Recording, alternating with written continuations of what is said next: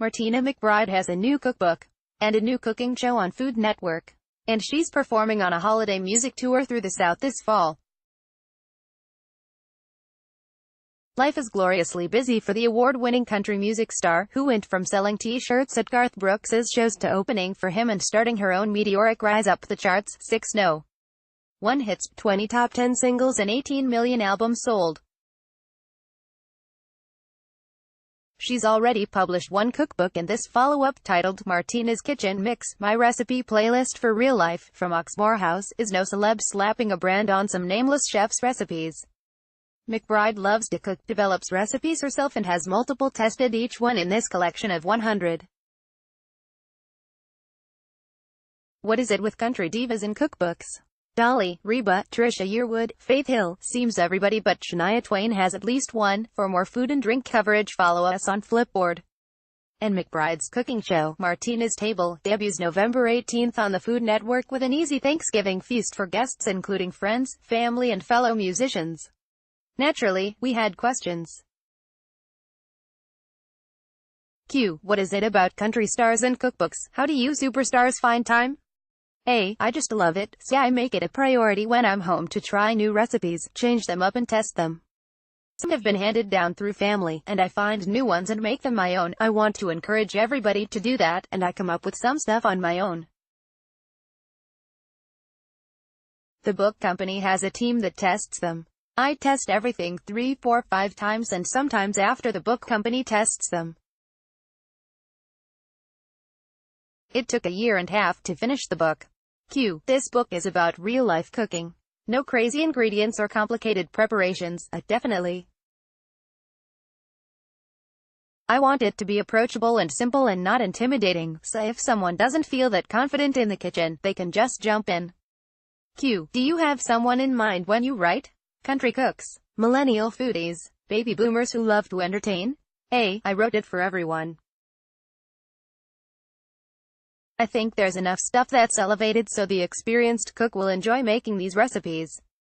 And when I wrote it, I wanted to make sure that the details were clear. I always think, will my daughters be able to cook this? So I spelled it out for beginners, too. Q. I made the roasted cinnamon, Harrisburgs, Brussels sprouts and sweet potatoes.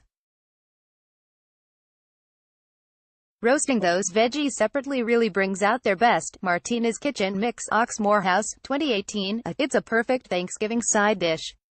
Every time I make it, I'm blown away by how beautiful it is. I find it's almost better to eat it with a spoon to get it all in one bite. It's such an amazing combination of flavors with the richness of bitter Brussels sprouts, the sweet cranberries and sweet potatoes, pecans and tangy goat cheese. Any other holiday recommendations? There's a fresh apple cake that's a nice alternative to pumpkin pie. I had it on my counter and my 13-year-old tasted it and said it should be called fall because it tastes just like fall. It's not too sweet. It's really great with coffee and whipped cream.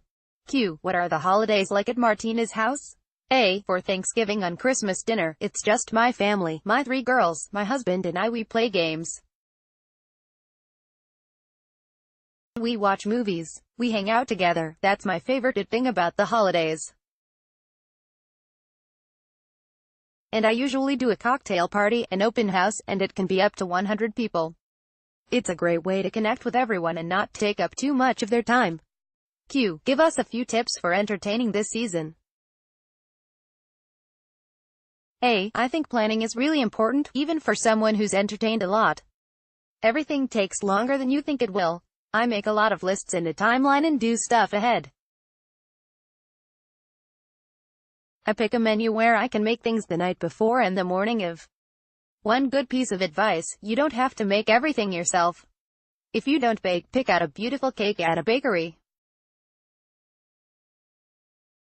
Q. Is writing a cookbook anything like writing songs? A book is like an album to me. It takes a long time and at the end of the day, it has to feel right. You make an album to please yourself and to please other people, and I approach a cookbook that way. I want people to listen to my records and I want people to use this cookbook. For more food and drink coverage, follow us on Flipboard.